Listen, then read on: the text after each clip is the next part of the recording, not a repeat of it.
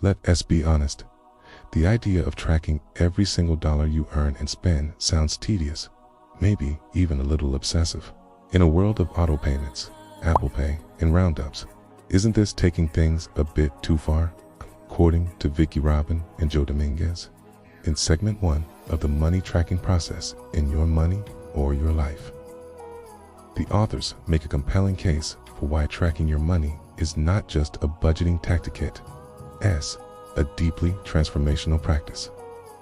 It's the cornerstone of financial mindfulness, and is how you begin reclaiming your time, energy, and freedom. Here is why it matters so much, said how it might just change the way you relate to money forever. The purpose behind the practice.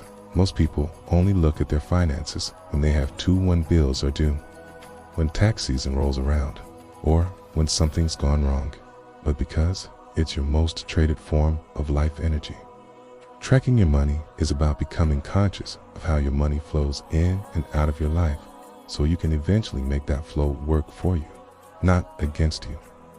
The goal isn't restriction, it's awareness. What you track, you transform in business. There's a saying, what gets measured, gets managed. The same is true with your personal finances. When you track your money, you see patterns you couldn't spot before. You become more intentional with your spending. You begin to align your financial behavior with your personal values. You reduce financial anxiety because you actually know where you stand. Tracking every penny gives you power. It's not over the stock market or inflation, but over your own habits, choices, and priorities. It's about more than dollars. It's about life energy. A major concept in the book is that money equals life energy. Every dollar you earn represents time and effort you spent working. So when you spend money, you're essentially spending your life. That's why tracking your spending isn't just about budgeting it. It's about honoring the time and energy you exchanged to earn that money. When you start looking at purchases through this lens, was this sandwich worth 30 minutes of my life? You naturally begin to spend more mindfully. Awareness precedes change.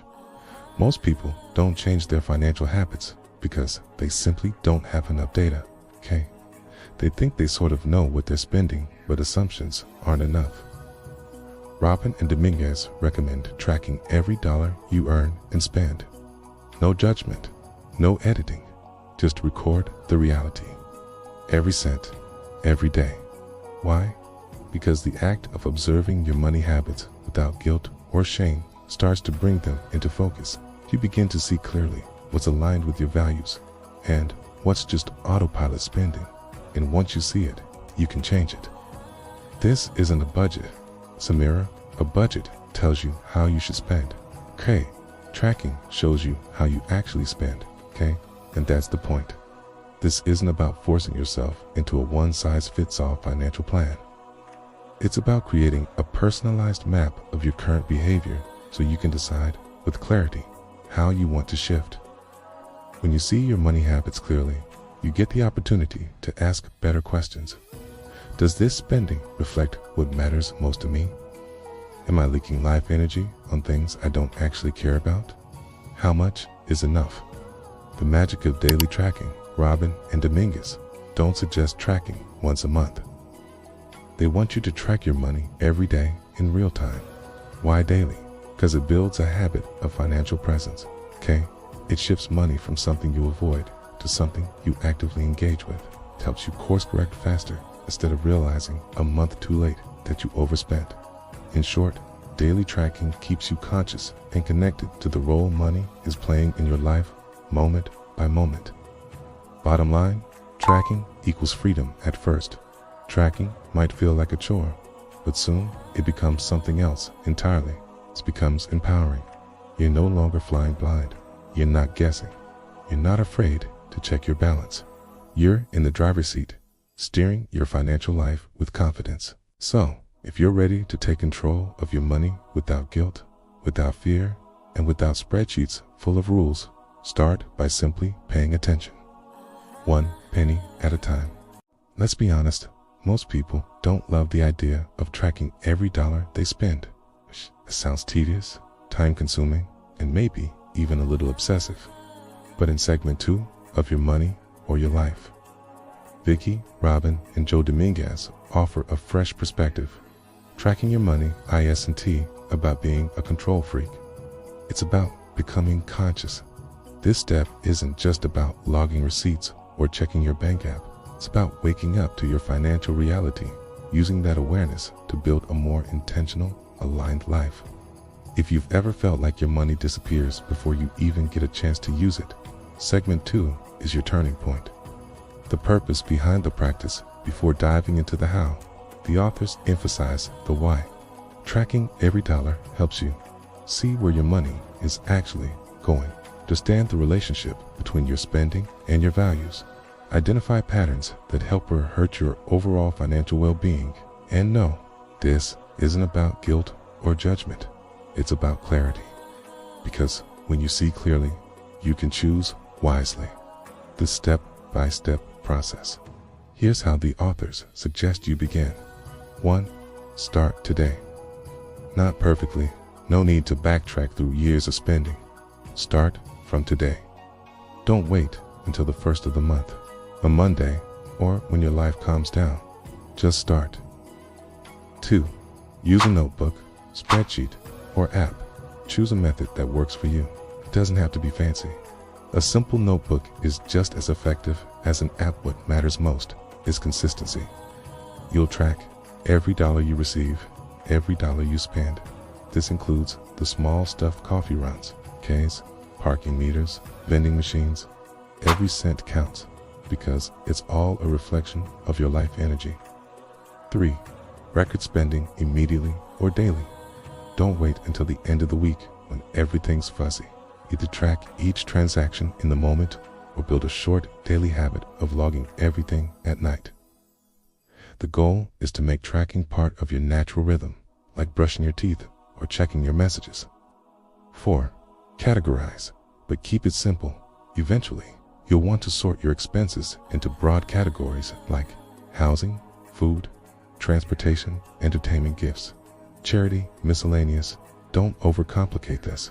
The point isn't perfect budgeting, it's awareness. You're learning what your money is doing and how it reflects your choices. Life energy comes back into play in segment 1. You learned that money is really life energy, the time and effort you trade for dollars. Now that you're tracking every dollar, you begin to see how much of your energy is flowing in different directions. Ask yourself, was this purchase worth the energy I spent to earn it?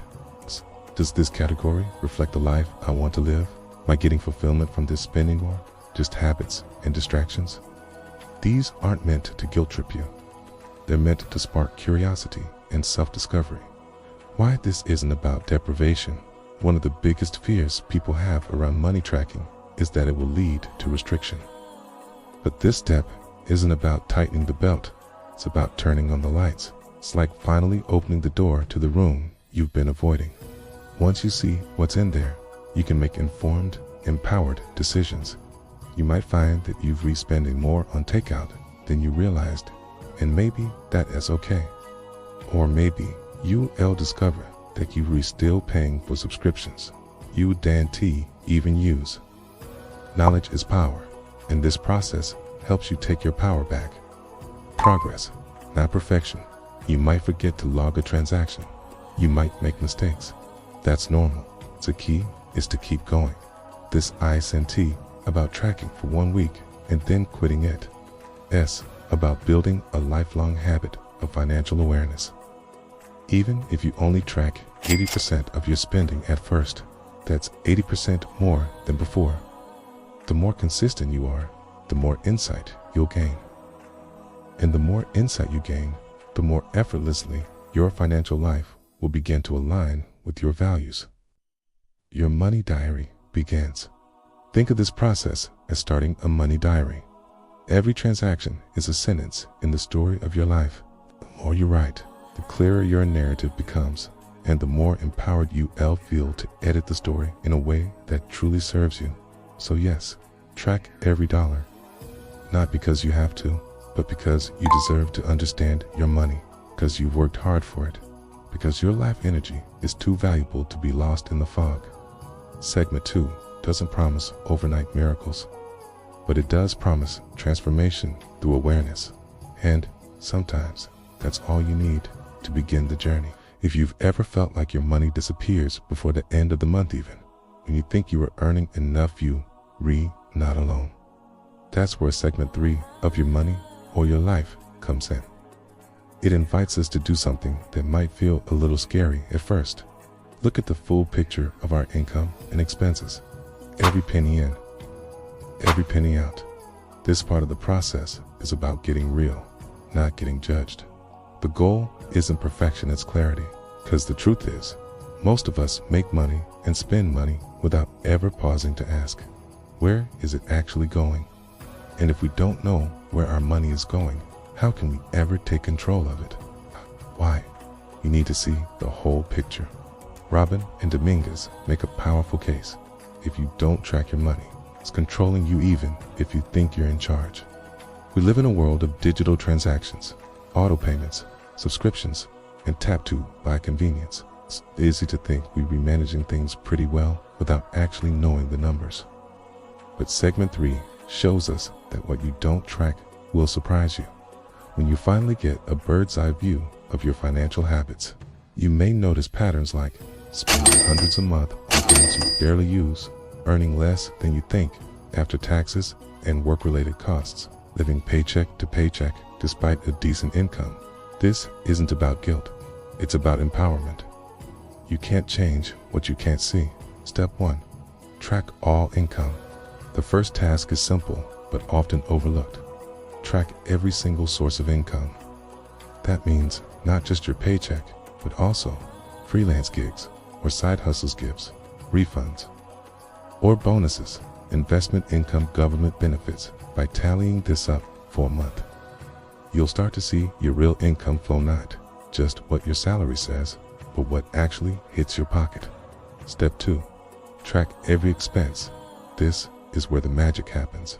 You're encouraged to record every single expense down to the penny. Not just rent and groceries, but also coffee, runs, streaming services, ATM fees, impulse buys, charity donations. Yes, it takes effort, but it's eye-opening. You're not doing this forever, but for now, it's about building awareness. The authors recommend categorizing your spending in a way that helps you understand where your money is really going, not just in standard budget categories, but in ones that reflect your lifestyle and values. For example, things I bought to impress others, convenience purchases, joyful splurges, mindless habits. Step 3.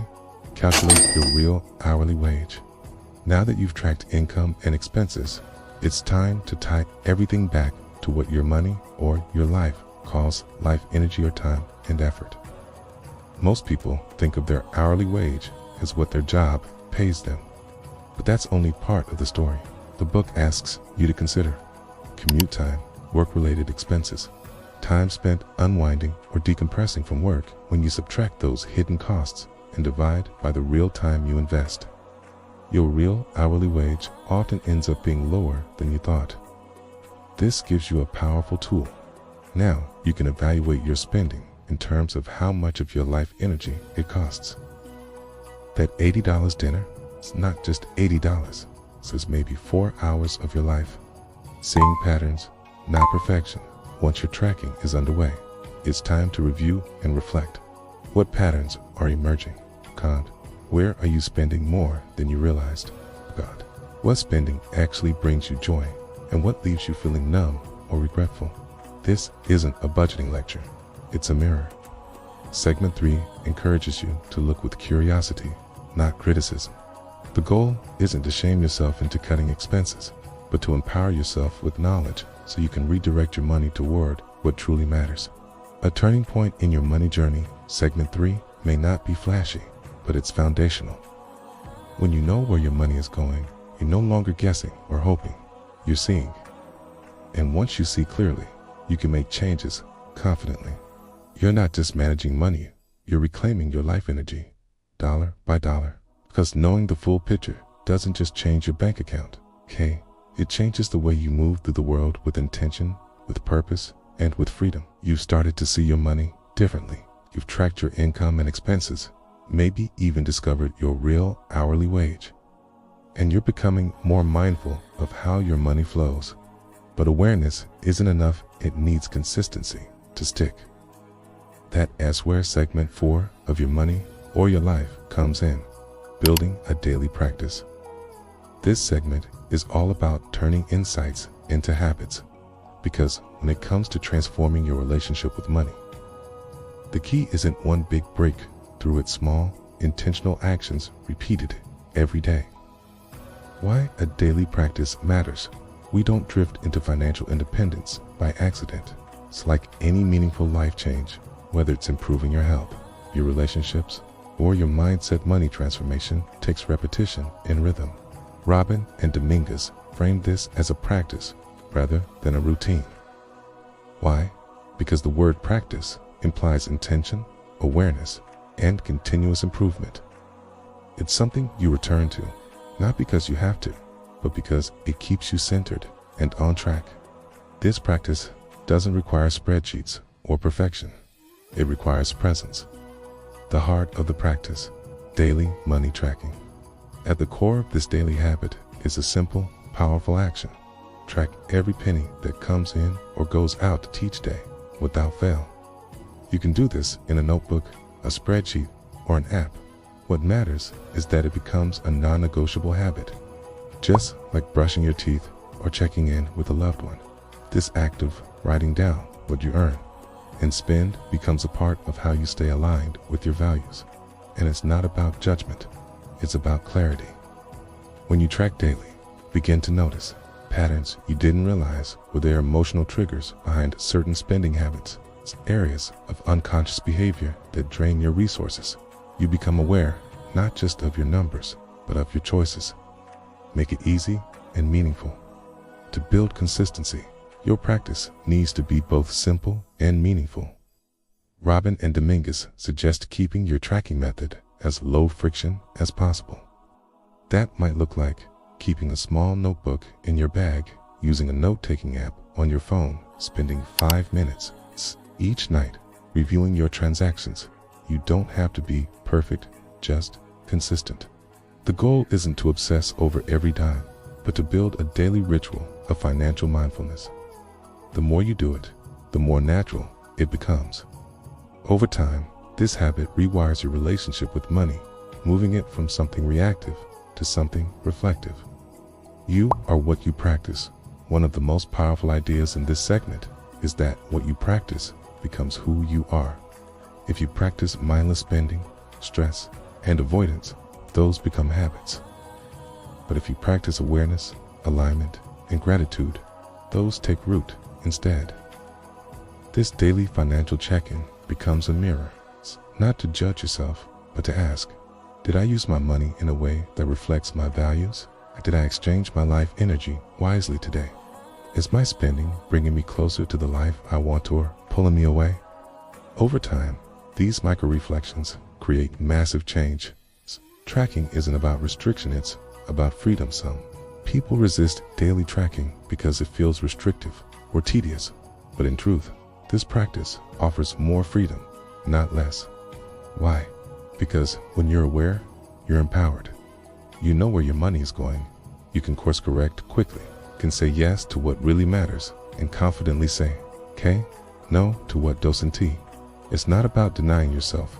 It's about choosing with intention, A practice that evolves with you as your values and goals evolve.